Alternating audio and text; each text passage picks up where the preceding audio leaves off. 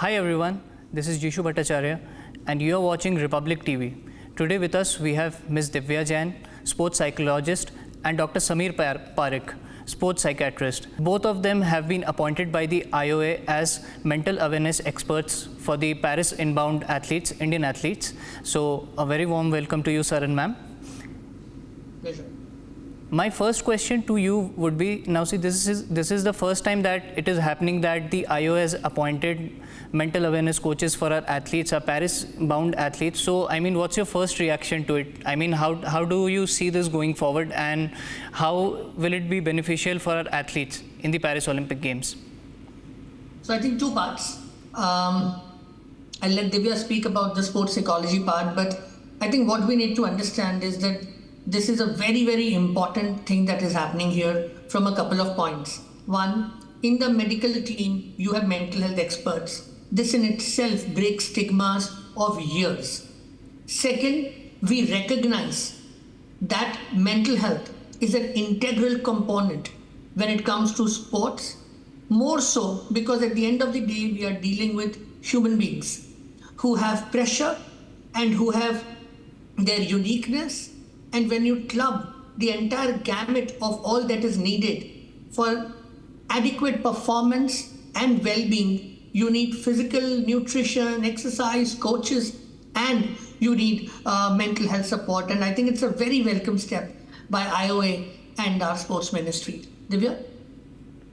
Yes, just to add to that, so there's one aspect which is mental health and your well-being, your personal well-being, and then there's the other side of the spectrum, which is your performance enhancement as well.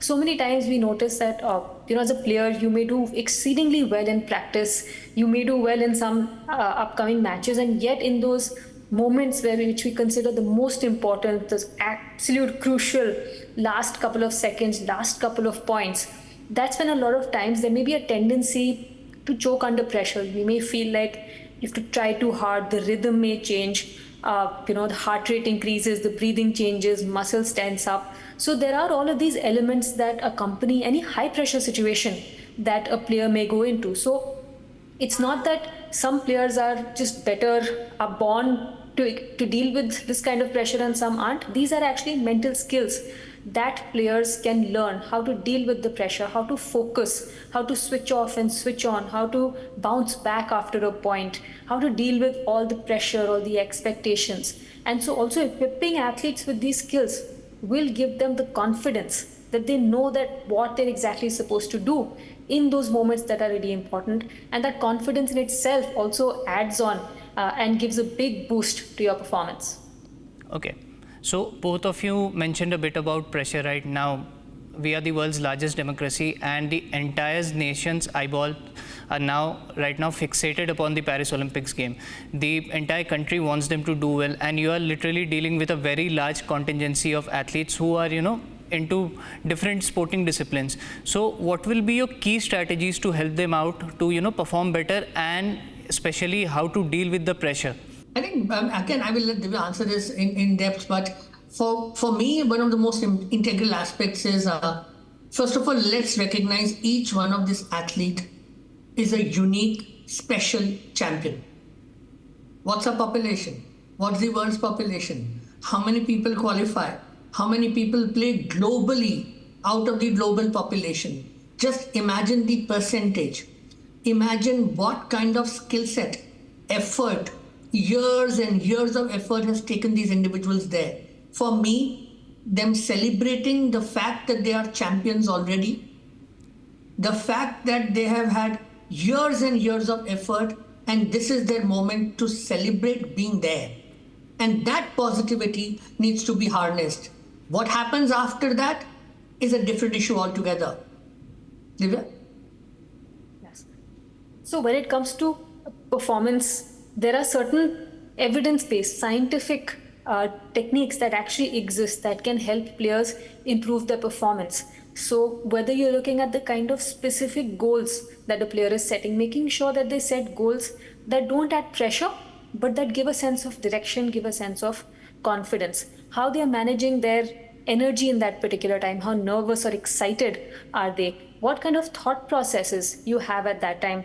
Are you looking at it as something that's an opportunity to showcase, to test, to challenge, or is it something that sometimes creates a little bit of a hesitation?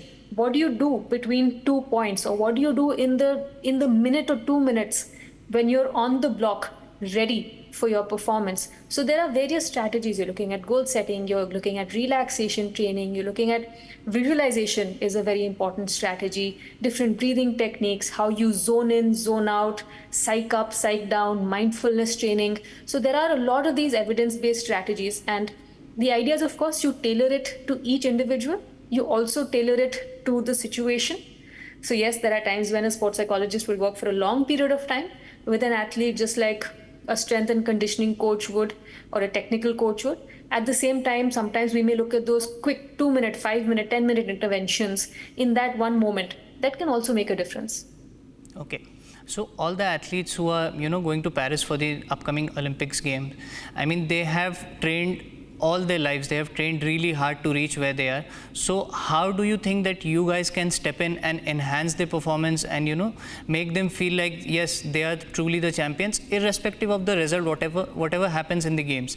So how crucial do you think your role is in the upcoming Paris Olympics 2024 campaign?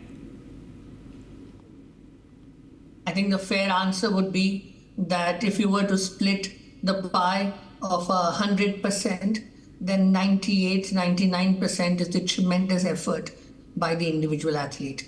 In the remaining 1 or 2 odd percent, you can add the entire support staff and you can keep splitting that pie. But as far as I am concerned, the entire credit, the entire success, the story is each individual athlete. Yes, everyone has a part to play. I mean, there are injuries, there are physicians, there are nutritional experts, there are sports psychologists like Divya, and there are other experts, coaches, other support staffs. There is so much that goes behind. But let's always remember, and my message always has been, you believe in yourself because you are absolutely brilliant and you're a champion. Divya ma'am, your take on this? Yes, I wholeheartedly agree with Dr. Parikh, and I think the idea is that we have to understand the environment of the Olympics, which for many athletes will be a first time. For some, it will be something that they've been to before, and they might also have had past experiences and how those are affecting those. So we also have to just understand the pressures, the unique pressures that particular environment actually brings up. So if there's any small interventions we can help them there with, whether it's in terms of how you manage your routine, how you're able to relax at that time, how you're able to make sure that you're not getting distracted by the noise, the expectations, and what you can do to keep bringing yourself back to your goals. There's so much conversation around results, around medals. Sometimes that can in itself become a source of pressure and distraction. So making sure that an athlete is able to stay focused on what matters, and also being able to support them not just before and during, but after the games as well. Okay.